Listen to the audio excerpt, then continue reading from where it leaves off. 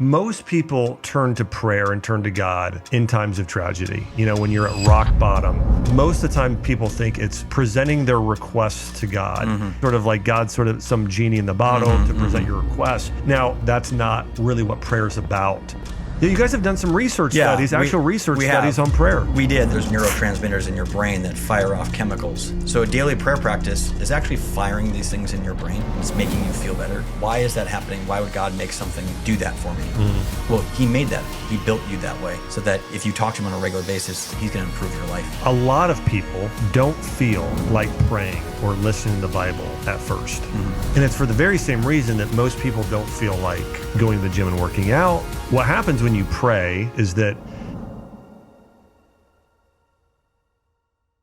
Hey everyone, welcome to the Dr. Josh Axe Show. I am your host, Dr. Axe, and each and every week on this show, we dive deep into the science and principles behind how to grow in body, mind, and spirit and take your health and your life to the next level. On today's podcast, we're going to be talking about the power of prayer. And if you're a person that wants to heal, if you're a person that wants a deeper connection with God, if you're a person that wants to live the most meaningful life possible, if you're not spending time in prayer, you're missing out. And for me, my prayer life has been one of the most important parts of connecting with God, living a life that I am proud of, having success in life. I really attribute everything to God's favor in my life. And today I've brought on an expert to talk about prayer today. It's Mike Lynn. He's the co-founder of Pray.com and the most popular prayer app in the world, Pray. And the first question I'm going to ask for him, well, first I want to welcome the show. Thank you so much. Mike, welcome. Yeah, thank you. How do I get a Pray shirt like that? We have a lot of merch, I assure you. Okay. And we'll get you one, no problem. Okay, awesome. Well, hey, if anyone else loves this shirt as much as I do, you got to get a Pray Yes, shirt. we'll get you Pray shirts, absolutely. So hey, tell me this before we dive into, we're talking a little bit about the app, but more today we're going to talk about the power of prayer. But what caused you to start a company that's all about prayer? Yeah, it came from tragedy, actually. Really? Yeah. So my business partner was the CEO of an aerial production company in Hollywood. And so they actually made, they would film shows from aircraft. Well, his business partner in that company died in a plane crash. Oh, no. And it was actually in a Tom Cruise movie called American Made. And so my business partner never experienced somebody die so tragically, so quickly. And I think most people that have a faith background, I'm Catholic, so it's easy for me to fall back on that in very difficult times. I know exactly where to go. And I think if you don't have that, you're kind of searching for an outlet, a spiritual outlet you can find that can help you through difficult times. And that's what happened with my business partner, Steve. His mom is Jewish, his dad's Catholic, and his grandma used to drag him to church. And it wasn't really important to him. Faith wasn't really a big thing for him. He was more into computers and sports. And when this tragedy happened, it was on a Friday at 4 o'clock, and he didn't know what to do. He heard the news and he was just stuck in grief. And, he needed an outlet. He needed a place to go. And the genesis of Pray.com is that event.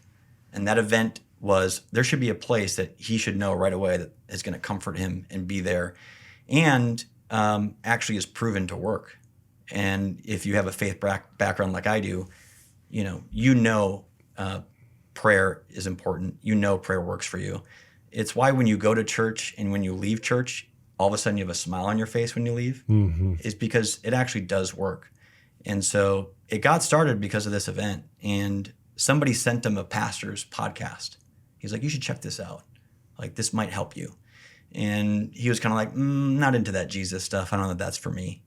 And his friend, who was a Navy SEAL, by the way, was like, look, I've been through some tough times. This helped me. Let me just bring that back to you one more time. Press play. So he started pressed play, and he started listening to this podcast, going to work and coming home from work. And he couldn't believe it. He's like, this is the most incredible piece of content I've ever heard. I feel like it was written and spoken to me about exactly what I'm experiencing right now. He goes, I'm in Hollywood, I'm making movies in Hollywood, and I didn't even know this genre of content, faith content, even existed. And that's the path of how his life changed, and that's kind of how the path of my life changed, because he was my friend and he told me about it. Wow, it's so powerful. I mean, I can tell you, I think that most people turn to prayer and turn to God in times of tragedy. When you're at rock bottom. I like to say, and somebody said this before me, I'm sure, but when you're at rock bottom, the only place you can look is up. And so I remember when the time when I prayed the most fervently when I was the youngest, and that was when my mom was diagnosed with cancer. I was in junior high. And when she got that cancer diagnosis, I remember going to my bed every night, getting down on my hands and knees and just praying for God to heal her. And I remember there was a time where we actually had my grandmother come in. She was staying with us, and she said, "Go say goodbye to your mom because you may not see her again," with her last chemo treatment. And then I remember going in afterwards and just, crying and just praying fervently. And then my mom miraculously survived. And my mom's actually in her 70s today. This was like amazing. 30 years. I mean, this is so long ago. And that was such a faith builder for me, is seeing God really directly intervene. And and so, prayer has been so important for me. And I think too, and I'd love to hear you talk about this. I think oftentimes when we talk about prayer, most of the time people think it's, presenting their requests to God. And for some people, it turns out like it's sort of like God's sort of some genie in the bottle to present your requests. Now, you and I both know that's not really what prayer is about. No. But share on your, share from your viewpoint, what is prayer? Yeah. I would think of it in terms of being as close to the Creator as you can possibly be because you're speaking to Him. That's prayer. It's you speaking directly to God. And I think to your point, He's not a magician. It's not Him to grant all your wishes. Like, He's there to listen. And, He gave us free will, right? He gave us the ability to do things on our own. And, there's a term called providence, and most people think it's called coincidence, but it's actually providence. And some of that providence is actually those things that you pray for actually happening, and the timing on when those things happen and how they happen and when it happens. You don't predict it. It just happens. I have a Catholic background, so I had not been introduced to the kind of evangelical Protestant world of Christianity before. I had no idea what that actually was. And we didn't even use the word providence. Like, I'd never even heard that before until I started pray.com. And so, praying for me was the traditional by the bedside, like what I learned in CCD in Catholic school, right? And when I started hanging around my co-founders of pray.com, they really introduced me into a new way to pray, which is, pray without ceasing. And it's about you having a conversation with the Lord. And that's really what it is. It's you're having a conversation and He's listening. I growing up, half my family was Catholic and half was Protestant, and it made for some. I remember my grandma and my dad's mom and my mom would have some, big disagreements about certain things. But all that being said, there was my grandmother was an amazing Catholic woman, just a fervent prayer, and so was my mom. I mean, then I had a grandfather who was a just incredible prayer. He would go up to people. He'd put his hand on his shoulder, and he lived to be 96. He was a World War II Navy veteran, just an amazing guy. But he was such a powerful prayer warrior. And for anybody that's ever had somebody who was like this powerful prayer warrior pray for them, it is such a transformative experience. It's such a powerful experience for so many people. And one of the things that I will say about my grandfather and about other people I know that are very close to God is their prayer life is that there's one big thing that you said here that I just want to point out, that prayer is not you just speaking to God. It's a two-way conversation. And I think for some people, they maybe, it's a different way of hearing than obviously this sort of audible voice, majority of the time outside of a few, sometimes in history when God has done that. But for the most part, it's that still small voice. It's a similar voice to your conscience, and it's and then it's also looking for this providence to where you've prayed for things. Then be on the lookout, be aware. God is trying to do things, orchestrate things in terms of, and He doesn't always answer it the way we want. Sure. And sometimes He doesn't answer it at all in the way we think, because we've all prayed for people who have passed away, even though we were praying for them. And what are your thoughts on? Yeah. And Dr. Axe, I think about the times that we say coincidence, right? And the reality is it couldn't possibly have ended up this exact way unless it was meant for it to happen from him. Yeah. Right? It couldn't possibly have turned out like this. It's too much of a coincidence. It's beyond coincidence. And, when we started this company 8 years ago, I didn't know how many of those providential moments I was going to have. I didn't even know what it was. And it keeps happening over and over where you're just like, this is not possible. These 10 things can't all fall in a row for it to be perfectly happening at this exact moment. And when you experience that, you have your eyes open to it because you're allowing yourself to realize that that's actually what was taking place, is actual real providence taking place. And that's been an incredible impact on my spiritual life. Yeah. And, we have those interactions within our company all the time. We hear it from the people that use our platform who specifically write to tell us, like, these things are happening to me because now I'm praying on a regular basis. And I think that's the component that, is the most rewarding for me, is that I get to hear feedback from people that are having a constant, consistent prayer life, and everything turns out to be much better experience for them. And of course, there's challenges in life. Of course, there's going to be tragedy in life. But your ability to be resilient through those things because you have a communication with somebody who's created you. I mean, how special is that? You get to talk to the person that created you or the being that created you. And I'm just, very blessed that I get to do this because I was sitting behind a desk 8 years ago managing people's money.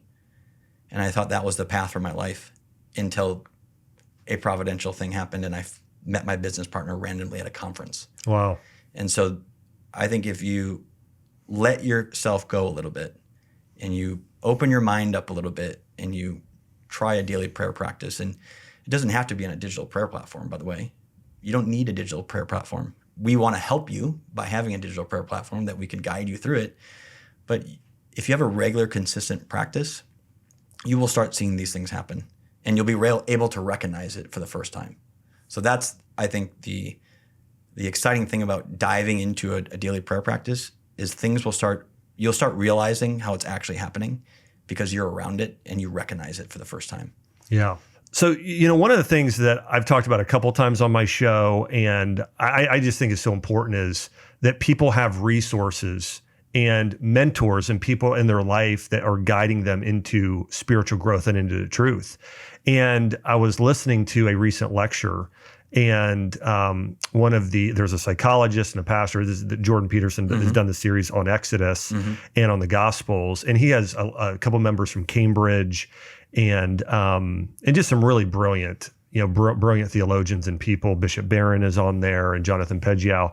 And one of the things they talked about is the biblical literacy of today versus 50 years ago. And they said, if you would go to a school like Harvard or Princeton or a lot of these Ivy League schools today, they said that they believed that less than 10% of those people know the biblical stories.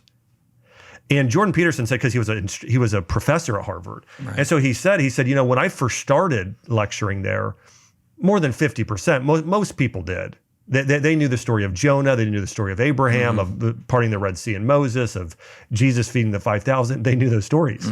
He said today it's probably 10%. Yep.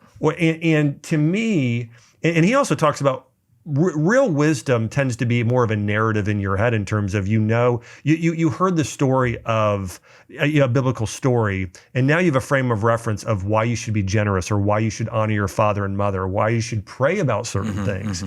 And I also remember growing up, I was always at church for like 3 hours because we always did church and Sunday school both every Sunday. I don't even know if most churches have Sunday school today. The reason I'm bringing this up is that we are exposed less in school. I used to be in the school systems. We are exposed less to God now and the biblical principles than ever before. And we're spending also, what's part of exchange for that is more time on social media apps. And if you're going to spend time on a social media app, let's spend some time on pray.com. Absolutely. Let's spend some time doing something where you're growing. I had somebody, Bishop Barron was saying this, I was watching a sermon he was doing, and he said, I've heard people tell me that it would be impossible today for somebody to meditate for 2 hours, which is what, there's a group of monks he was talking about, and they meditate on the Psalms 2 hours every single day, this particular group. And he said, no, actually you could. He said, let me see your phone and how much time you spent scrolling on social media today. So I think pray.com and the Pray app is so needed today for people. What are some of the things that you've heard from people, especially like maybe Gen Z, millennials, and some other people in terms of, how having this app and access to their app has changed their life? I think it's education, number one. I think back to your point, there's just not enough education about one of the greatest stories ever told. Yeah. Legitimately. Yes. It's the greatest book that's ever been written. Has the most copies ever printed for a reason, because what's inside it is absolutely incredible. And the fact that only 10%, I don't know the exact number, but it seems logical to me, really understand the biblical stories and teachings in it, it's actually sad. And I think it actually, if you look at the environment of mental health in the United States and really globally, I think there's a component there that, faith has always been a healing aspect spiritually. It gives you resilience. It reduces stress and anxiety. Those things are actually proven. One of the things that we've done is actually proven that. And not having those stories readily available to understand that what is the parable of this whole thing. I think there's a component with the younger generation who are used to 7 seconds of quick information to get to the next topic, that having the ability to just sit down and relax and listen to, a story from the Bible is really lost. And because they don't teach it in school, because attendance in traditional churches is dying in the United States. Yeah. We're down 20% in our pews. But the good news is that people are okay with hybrid church. And what is hybrid church? It's a combination of physically showing up and the digital experience when you're not there. And so we taught ourselves through COVID that it's okay not to show up. Yeah. That everything will come to you. And I think that's kind of the Gen Z mindset, is that, well, if everything is going to come to me, then perfect. And it needs to come to me in a way that I want it. And if you go to pray.com, we've created those stories in a cinematic way. The exact stories you're talking about, in Noah's Ark and all the, Cain and Abel, those stories, we've done it in a cinematic way with, professional voiceover actors and actresses, Disney stars, who will actually sit down and tell you the story in a way that is of high quality. And I think that's a component that's very important, because there's a lot of content out there. And when you're, younger, you want it quickly, and it has to be really good because there's so much competition for it. Yeah. And, congratulations on the success of this program. You've got really great content, and that's what people expect now. And so it costs us a lot of money to create really good content. Yeah. And we needed the Hollywood experience to even do it. And I think that's where we've found a lot of ground, is that if you make really good content, and by the way, how easy it is to make great content on the best stories ever told in the history of the world. Yeah. It's actually not that hard. And people read the Bible every single year. Some people just read it from the start to the end, start to the end. And the Bible is hard to read. If you read it from the King James version, actually it's pretty tough to read. So why not break it down, make it easy, make it compact and consumable. Well, and the other thing that I love about your app, by the way, which is so amazing, is that you guys not only have the scripture read, somebody can get the pray.com app, they can have the scripture read to them, but then you guys have pastors and priests and experts then share what it means for them. And I think that that's something we're missing in the world today too, is that, the Bible, I believe, was meant to be read somewhat individually, but also in a group, and also to be chewed on and fought over and explained. I mean, you're supposed to have a relationship with it. I think about the word Israel means it's we who wrestle with God. There should be a wrestling with the text and with the truth there to get to the truth. And so I love that you guys have that in your app, to where it's not just, it's multidimensional. Again, it leads people in prayer. It allows people to listen to these amazing lectures and sermons and educational content. And the Bible can be read to you on this app, maybe even in the voice of James Earl Jones or whoever, I saw. It's pretty special to hear his voice, read the New Testament. It's a pretty wild thing to happen. And I think to your point, who are we to say that we're the best publisher of how the Bible should be, interpreted or read to people? Who are we to say that?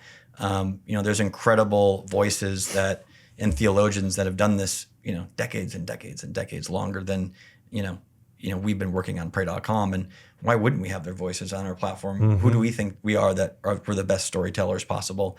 And so I think that what makes it makes it a platform, right? It makes it a platform for people who, I might be really excited to hear a younger pastor tell me about his life and how, the Bible is impacting him on a day-to-day basis. Or, if I'm in, the twilight of my life and I can relate to an older pastor telling me like, hey, you lived a rich life, you're going to meet your maker. Like that's a different, person that I can relate to. So I think the person talking to you about it, and the more you can relate to that individual, the easier it is to consume it. So having a platform of different voices, making sure that it's Bible-based and remaining true to what the Bible actually says is important as well.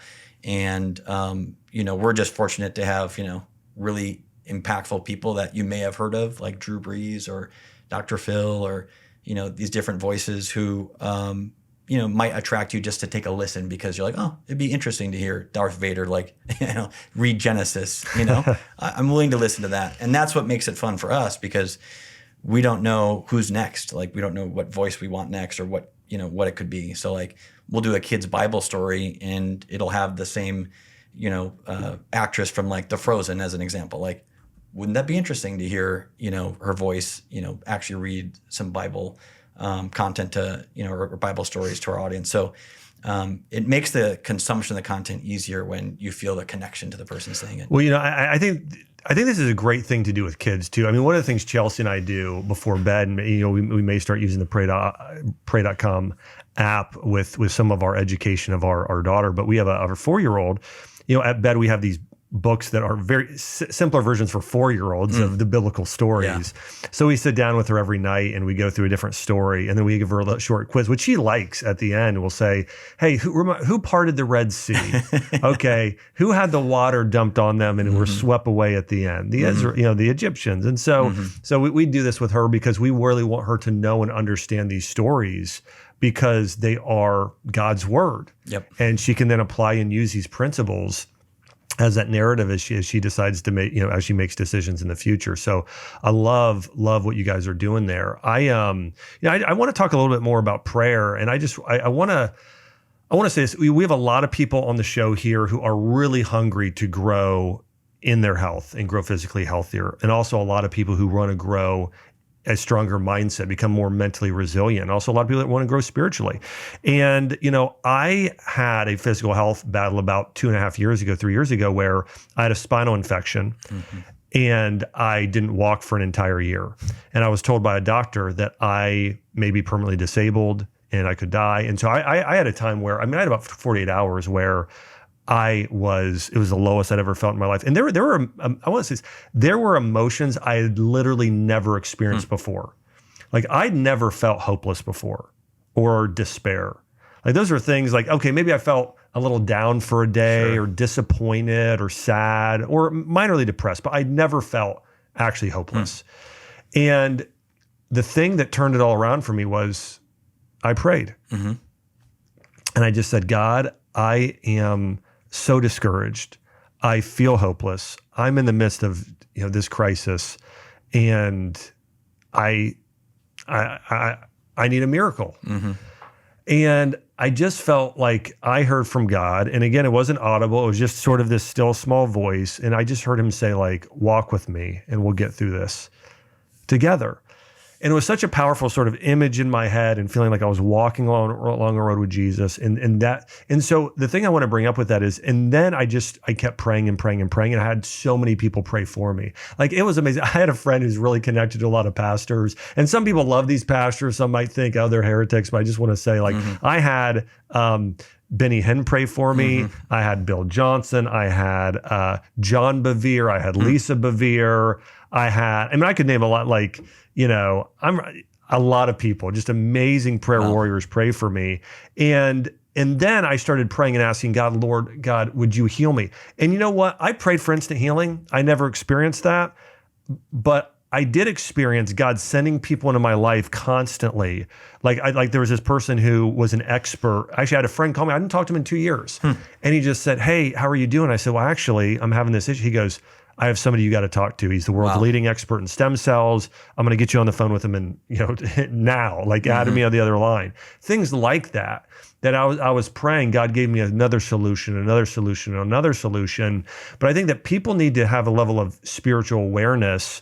And I also want to say this, one of the things I love about pray.com and the app is that I think in order to recognize the voice of God, reading the Bible or hearing the Bible read to you or hearing a sermon allows you to better recognize the voice of God and the truth. Yes. Because we all have these voices in our head. I mean, you have your own spirit within you that is telling you to do something, and it might be something that's really selfish, or it might be down the wrong path. But if you really pray and listen to that voice of conscience, and maybe there's two voices, but there's one, and the Bible is going to help you recognize the right voice. And I think if you don't know why something happened, it was God. If you truly don't know, like, how could this all happen to me? Like, why did this happen in such a way that's like, I feel better now, or this turned out to be okay, and I was really concerned about it. It's because God worked, and you may not know why. It may have been somebody praying for you that you'll never find out. And I think that's, when you think about prayer warriors, and you talk about, when, I pray every day, but I also get to hear other people pray for me. And the real prayer warriors, it's almost like it's like a poem. It's a beautiful poem of, how to speak in a way that's basically God's voice to you. You can almost turn it back to him and be like, this is how you talk to me. Me even praying the way that you talk it's so beautiful. And I think that's a component which we care about so much at Pray is, when you listen to the word of the Lord, you realize the healing benefits of just listening to it. And you do recognize it when you hear it out in the world. And those things are real things that actually do happen. And there's some science around it. And I think that's a component that, we shouldn't get lost here, is that daily prayer practice does change the gray matter density in your brain. It changes who you're, actually I just had Daniel Amen was on the show, and he's the world's probably leading expert in brain and neurological health. And he was sharing with me that if you watch the news in the morning, later on in the afternoon, your anxiety is up by 27% on average, just from watching it one time there in that day. But if you think about the inverse there of if you are praying in the morning or listening to a sermon or on the prayer app, it's probably going to be at least 27% of less anxiety. And I can tell you, if there is something that happens, and anybody who spends time in the Bible will tell you this, you can be in a state of anxiety. If you go and listen to or pray through or read the Psalms, you can feel the presence of God. You can feel your anxiety and your nerves diminishing very quickly. And we're in an environment, and what I love about you is science is important. It's important to us too. And you guys have done some research studies, actual research studies on prayer. We did this for the first time. Nobody's ever done it. No one's ever done a clinical trial of digital prayer applications to prove their effectiveness on your mental health. And we did 3 of them. We did a cross-sectional study, and then we did 2 clinical trials, both randomized control trials. A little technical there. But the results are very clear that when you have a daily prayer practice, specifically using our platform, because that's what we tested on, it shows an improvement in stress, anxiety, and depression in individuals that use the digital prayer platform on a daily basis. So what is that actually saying? Could any content be used? No. Faith-based content being used on a daily prayer practice allows for stress, anxiety, and depression to be improved in those that use it.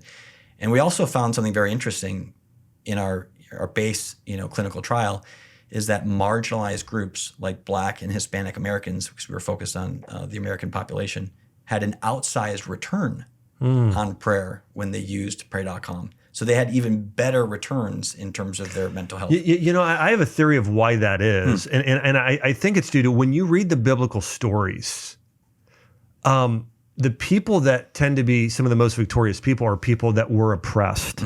They were people that were orphans. They were people that were maybe the outsiders or the outcasts of society, or the second born, not the first. And for the Bible in its time, the female, females having a huge impact in transforming the world, which was very different at that time than other religious texts and groups. So all that being said, I love that. I mean, that to me, and that's why if somebody really digs in and starts reading the Bible, I mean, it's just in spending time praying, it's the most transformative thing you can do. Absolutely. Is praying and reading the Bible. And I think people are nervous about it if you haven't done it before, because you're like, I don't know. But that's what happened to my business partner. He was like, I don't know if I really want to do this. Like, my business partner just died, but I don't know if I'm even comfortable pressing play on a podcast. It's like, let go a little bit. Like, just, there's something in your head there's this wall, there's this idea that, it's for other people. It's for everybody. Like, and the only way you'll know is if you try it. And again, you can press stop. What you'll find out is you won't. Because once you start going, right, you'll realize it, and then maybe press stop for the day. But the next day you're like, what I learned yesterday, that just happened. Or I'm seeing that over there and I didn't recognize it until I heard that. And, this story was written thousands of years ago. And you're seeing it right now today. And the people that, have a regular prayer life, they've known it all along. They've always been awake to it. And I'm excited for people, to continue their prayer life and strengthen their prayer life. But even more, the people that are nervous or haven't done it before, it's like once you give it a shot and you just try it, you'll realize your life will be better and you'll see things that you've never seen before, which is very clear that this is God's hand in your life. And you'll start seeing those things. You'll see it on a regular basis. And it's incredible. It's such a gift for me, not only personally in my personal prayer life, but that I get to have people write in to say, I'm actually seeing God having an impact on my life. Like, there's two stories that stick very clear with me. There was a police officer in Ohio who was going to go home and he was going to kill himself. Wow. He had planned to kill himself. And he got a text message from somebody when he was driving home that said, you should check this out. And it happened to be the pray.com application. So he opens it up and he writes back to us to tell us, like, I want you to know that this saved my life today. Wow.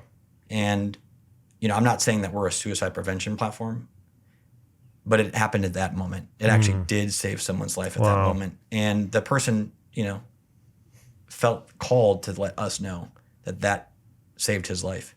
And, another review that we got in that is so impactful is, woman had stage 4 cancer. She's in a hospital. She's on a hospital bed. And she wanted to write in to let us know that she's so happy that every single day she gets a daily devotional that gets read to her, because she feels like she gets to hear the voice and the words of the Creator that she's going to meet very soon. And you have someone write that in and you're like, I didn't know what I was going to do starting pray.com. I didn't know the impact it was going to have. And the spiritual impact for me, just hearing other people say that it's helped them. And those are the people that just wrote in. Wow. I don't even know, all the people that it's impacted them and who I'll never hear from. And that's the exciting thing about prayer is, I'm not here to take credit. For me, there's this thing called the Grand Commission, and my job is to get this access to the word to as many people as possible, and it's going to impact you in one way or the other. But you got to give it a shot. You just got to give it a shot, and press play or go to your church or talk to somebody that prays on a regular basis. And what you'll find out is it can impact you personally, and you will feel better, and things may change around you that you didn't even know were going to change until you give it a shot. Yeah. You know what's so interesting is that a lot of people don't feel like praying or listening to the Bible at first. Mm-hmm. And it's for the very same reason that most people don't feel like going to the gym and working out or doing other hard things, is that what happens when you pray or you have a really hard workout is that you change, you become different. There's something to where neurologically, I think where we say, I want to be comfortable. And that means I don't change. So when you're thinking about the immediate right now, it's like, I just want to be comfortable. I don't want to leave the house. I want to stay in my pajamas. I want to, and there's a time for comfort. But for the most part, if you want to get to the end of your life and say, I've ran the best race possible, I've done the most with my life, is you want to change. And you want to change towards the good. And prayer will help you do that more than anything. Change you for the good, make you more like Christ. I mean, when you're reading the Bible, you're constantly reading about Jesus going off to pray. And you're seeing a very similar thing with every prophet, every saint, every priest. You're seeing them go and connect and pray to God. And it's amazing to see. I mean, yeah. There's neurotransmitters in your brain that fire off chemicals in your brain that make you feel better, right? There's these things in your brain that you don't even have control over it. So a daily prayer practice is actually firing these things in your brain, and it's making you feel better. And it's like, why is that happening? Why would God make something do that for me? Well, he made that. He made that reaction on purpose because he built you that way so that if you talk to him on a regular basis, he's going to improve your life. He put that in your head. Like he built you that way. So you praying, he's rewarding what he built. And, it's like when you work out. You work out after a stressful workout, and all of a sudden you have this energy. All of it's like, how did I have energy? Oh, yeah. And you feel great, and you're in a good mood. And by the way, you're getting other people in good moods because you're in a good mood. And all of a sudden we're leapfrogging to everybody that we're touching, and everyone's in a good mood. You do that with daily prayer. If I pray every day and I'm literally changing the gray matter density in my brain and these neurotransmitters are going off, then I feel good. And when I feel good, I got news. Whatever condition you're in, I'm going to make you feel better. And I'm going to lift you up just a little bit. And if you're a little bit better, guess what? You might treat your spouse a little bit better. You might treat your kids a little bit better. So there is a true power of prayer. And I love how you started the show off in that way, because there's a lot of power there.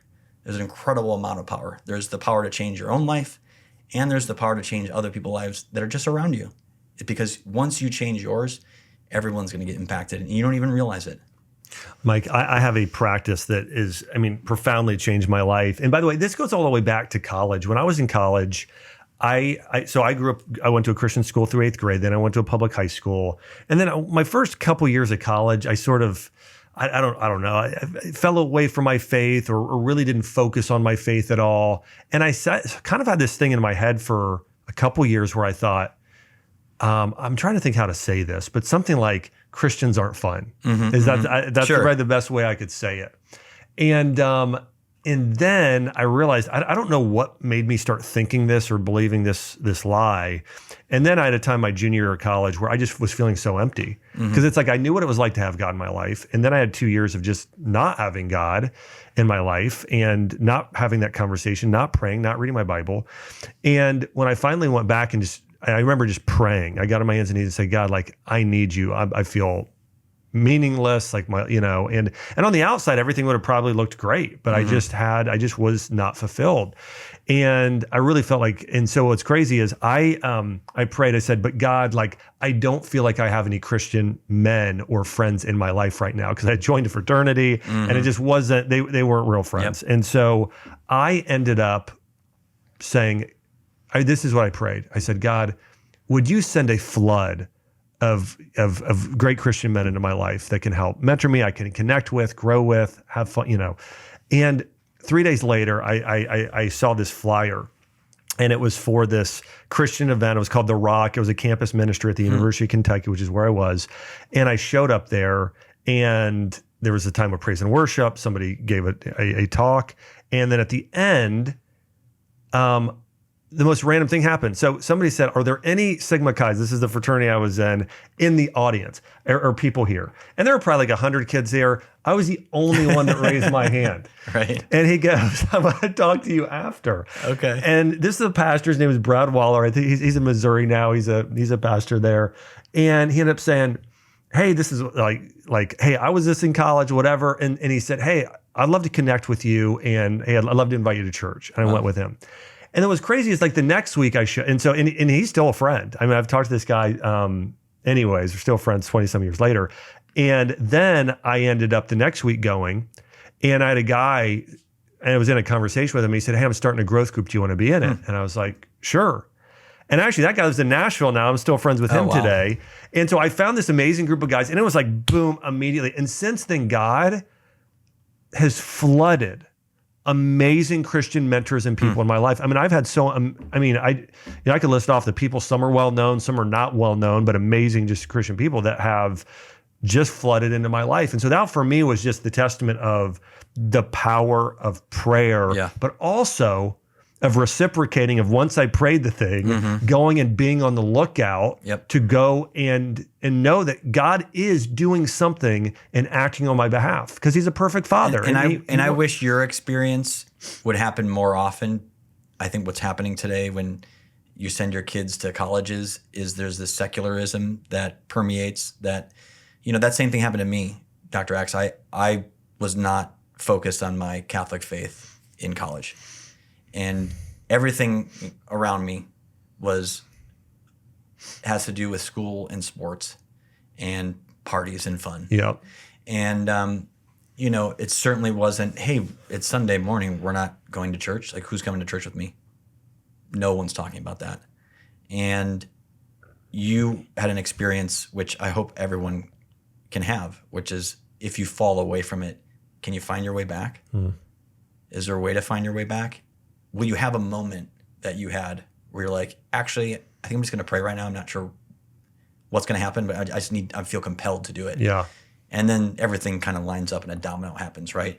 And I'm just concerned that we've pushed the idea that, these institutions have been removing the faith component for, little by little. Well, what's crazy is when you look at most of the most prestigious universities in America, again, Princeton's a great example, Harvard. I mean, they were founded by Christians, and many of them started as like, with their theological and their seminary parts of them were their main part of their school. So when you look at it's sort of crazy how they've gone from being Christian to so far left and woke and where they are politically. Well, here's what we're going to teach you, and then you're going to go off and goodbye. And it's sort of not like, about the full human anymore. It was sort of anymore. like it was about God. Now it's let's get you as far away from God as we can. Yep. It's very robotic. It's very cold, and I think it sets up for a lot of problems later in life. And I think that has to do with the way that we've taught, kids growing up, and we pulled Bibles from every possible school there is, right? And there's an attack on being a Christian. I mean, the reality is there's 200 million Christians in the United States that identify themselves as Christians. 200 million. That's crazy. And who actually goes to church on a weekly basis? About 50 million, right? And so that's who you'd say are, religious. But people identify themselves as Christian, what is that saying if only 50 million go? That means there's 150 million that are probably in the same spot you and I were, where maybe we fell away, but we still identify ourselves as Christian. But what are we actively doing to get ourselves back?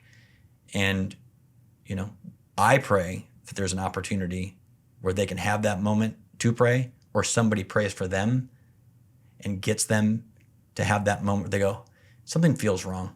I feel like I've lost my step here, and I remember how it used to be, or I know there's a resource out there and I just don't want to go grab it. Because if you have any faith background or you've been to church, you understand what that felt like and the groundingness of what that was on a morality perspective. And sometimes it's just scary to go back and just grab it quick because you don't know where to go to grab it. You don't know who to go to grab it with. And sometimes you don't even want to say it out loud. I live in the Los Angeles area. The last thing you want to do is talk about your faith out in the open. You much more rather talk about political things. And it's like, but here in Tennessee, if I talk political, I'd be like, no, let's talk about our faith first. It's different. So we're in the Bible Belt here. So I think the component of realizing that, have you fallen away, but you still identify as a Christian, what are the resources you can have that you can fall back on quickly? And I'm not saying it has to be pray.com, but it's an easy entry point because all you have to do is download an app. There are other platforms than us, and we're not saying we should be the only one. And you should explore all the avenues because something's going to click for you. And when it does, you won't go back again. Yeah. You brought up schools, and I've brought this up on the show, not too long ago. Is that I remember looking at a chart of when the Bible and Christian principles were removed from the schools, and I'm trying to remember if it was 1962. That's what I have in my head. But it was somewhere around there. And you look at certain other metrics around happiness and a number of other things, and how it's sort of like, exactly correlated, exactly correlated with these things, and in terms of the decline of marriage and the decline of just a number of things. And to me, again, like with our daughter, we are super, super vigilant. And my wife is a 10 out of 10, amazing mom at discipling our daughter. And we're doing everything we can to educate her. And we're going to send her to a Christian school because, well, we just think that every lesson that she has, everything from math to science to English, we want the Bible woven into it. We want it woven in.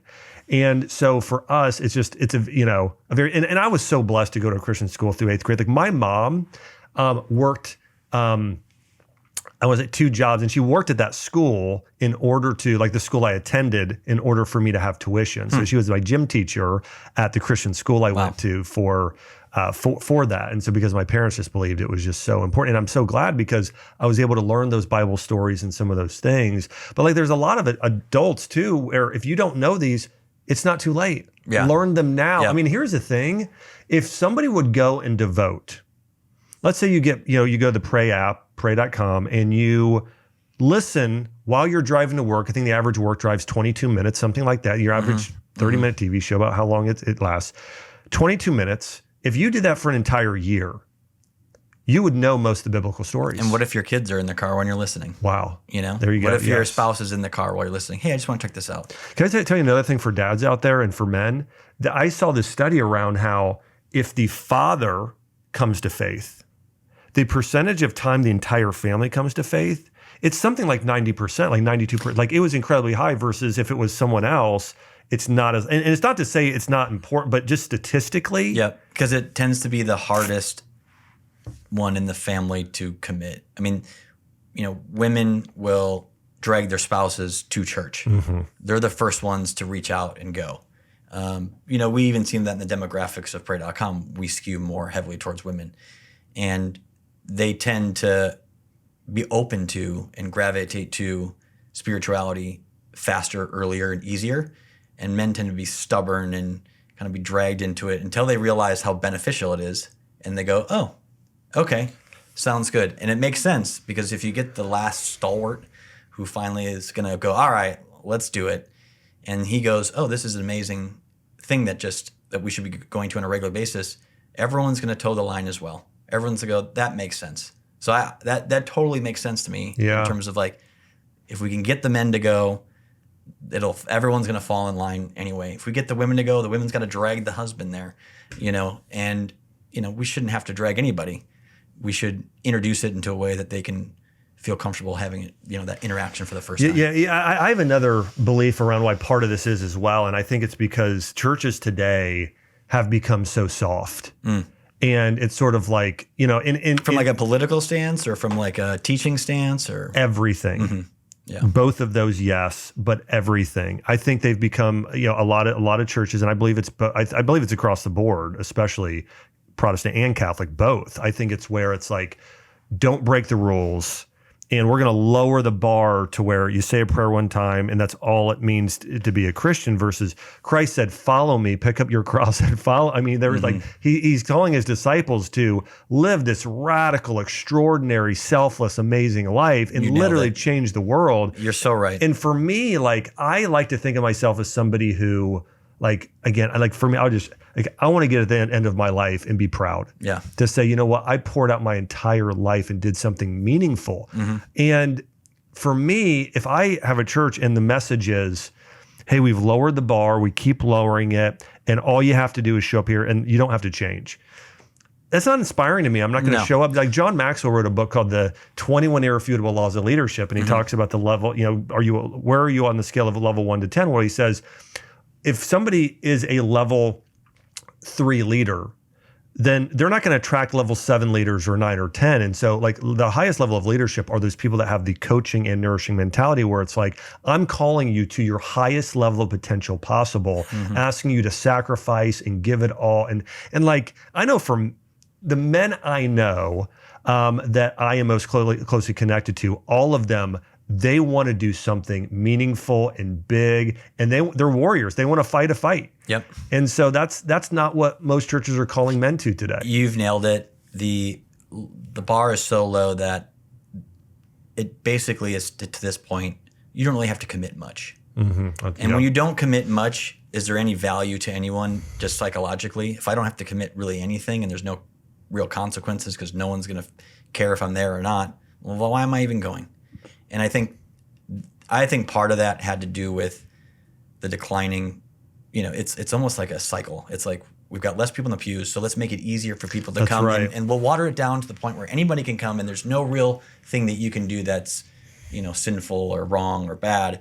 And so maybe we won't touch topics that are clearly not biblical, that are clearly biblical topics. Maybe we'll not talk about them very much because I just want to include everyone I can possibly have. And by the way, we do want to include everyone, but we also have to these principles that are very clearly written in the Bible that we're afraid to make very clear this is actually what it says and this is how we're going to live. And you should join up on this.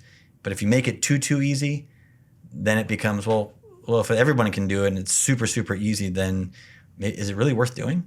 It's so good. Dietrich Bonhoeffer wrote a great book called The Cost of Discipleship. And he refers this to as cheap grace.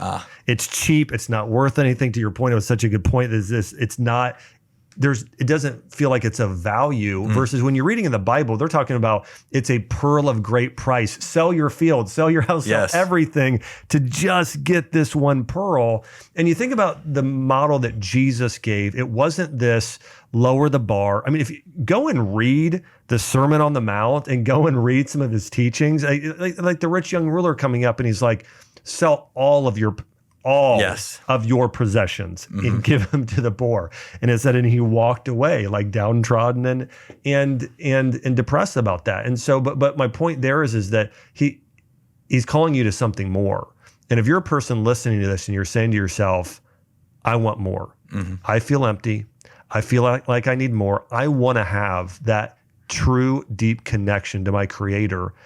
Then the greatest prescription that I could give, that I know anybody could give that's a Christian, is that pray. Spend time in prayer. Spend time reading your Bible. Spend time pursuing a relationship with God. And if you do that, I truly believe He's going to show up for you in an amazing way. And Mike, I want to say thanks for coming on today. I want to encourage people, go and download the Pray app. It's awesome. It has, again, when you look at this app, it is multidimensional. It's you have the Bible read to you by, again, some amazing people. You can actually pick some of the voices and people there. You've got some amazing pastors and teachers and experts that are teaching you what that word means in your life. And it's all on an app, and you're able to download this app. You can play it in your car in the morning. You can play it when you're making breakfast in the morning. You can play it as a family, and it's a powerful tool. So Mike, thanks so much for coming on. Thanks for this incredible thing you've created. Any last words of advice for the audience? Well, thanks for having me, first of all. And I think the opportunity now for anyone listening to me is just go and pray. Just pray. It doesn't even have to be on the pray.com app. Just try it right now. If you're listening to this, just do it right now. See what happens. See what happens. You'll see it very clearly. That's so powerful. I'm actually going to end in prayer and praying for everyone out there today. I know that we have so many people who watch this broadcast are struggling with their health and other things in life. And so I'm going to pray here quick. Dear Heavenly Father, we just love you and praise you. You're such a good Father, Lord. We know that you love us even more than we love ourselves. We know that you're a God that gives good gifts and you work all things out for our good. And we thank you for that, Lord. I pray for all the people right now that are suffering, Lord. I know that there are people suffering with autoimmune disease, with hormone imbalance, with gut issues, with chronic pain, with cancer. And Lord, I pray for incredible healing miracles for people right now, Lord, that you would touch them in a way as Jesus touched them, and that you would heal them completely. Lord, I just pray for those people that are searching for their faith. Lord, I pray that same prayer that I prayed to you many, many years ago, that the people that are listening to this podcast right now, I pray for a flood of amazing influences and saints and Christian influences to touch them and support them and help them in transforming and becoming more like you and meeting their true needs, Lord, in that way. Lord, and I just pray for Mike and his team at pray.com. I pray that this business would be blessed at reaching more people and helping them connect with you, Lord. We just love you. In Jesus' name, amen. Amen. Well, thanks so much, brother, for coming on. And just want to say, hey, thanks everybody here for tuning in to the Dr. Josh Axe Show. Remember, every week we're diving deep into both the science and also those principles, like biblical principles, to help you heal, to help you grow in your body, your mind, and your spirit. I want to say thanks so much for watching. And by the way, if this episode really touched you, I want to encourage you to share this episode. You know, there are, as Mike mentioned, there are millions of people that don't know the truth of God's word. They have maybe fallen away from the faith, and they want to, and it can be it's the most powerful thing for them to be able to reconnect with God. So thanks so much for sharing this and being on mission with us. Thank you to all of you that are subscribed, and we'll see you on the next episode.